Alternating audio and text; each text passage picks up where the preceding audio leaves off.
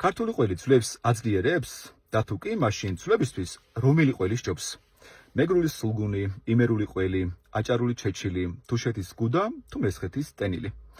როცა საქმე ეხება ოსტეოპოროს, ამ დაავადების მკურნალობისას მნიშვნელობა აქვს არა მხოლოდ მედიკამენტებს, როგორებიცაა ბისფოსფონატები და მონოკლონური ანტისხეულები, ასე მნიშვნელობა აქვს კალციუმს და D ვიტამინს. დღეს მინდა მოგიყვე უშუალოდ საკვებით მიღებულ კალციუმზე. ამ მხრივ საქართველოში ლიდერობს გუდა. მის 100 გრამში კალციუმის შემცველობა 1000 მილიგრამია. სწორედ ამ რაოდენობით კალციუმი გჭირდება დღე-ღამეში, როცა საქმე ეხება ოსტეოპოროს.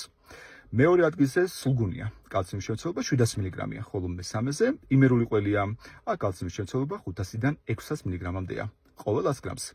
მაგრამ გაითვალისწინე, თუ გაქვს მაღალი არტერიული წნევა, ანუ გაწუხებს არტერიული ჰიპერტენზია, მაშინ ისჯობს, რომ კალციუმის წყაროდ გამოიყენო გუდა, იმიტომ რომ მასში მარილი ცოტა არის.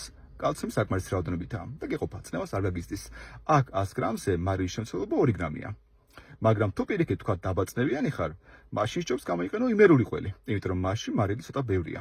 4 გრამია ყოველ 100 გრამს, ამიტომ წნევა ცოტათი აგიწევს და კალციუმსაც მიიღებ. მაგრამ თუ ხარ ნორმალური წნევიანი და კალციუმი გჭირდება, მაშინ სულგუნი უპირობო ლიდერია. მასში მარილის საშუალო რაოდენობითა და კალციუმით ასევე საკმარისადაა. როგორც ხედავ, ყველი შეიძლება გამოიყენო კალციუმის წყაროდ. მადლი დარჩები თუ ამ რჩევებს ასევე გავუწერებ სხვებსაც.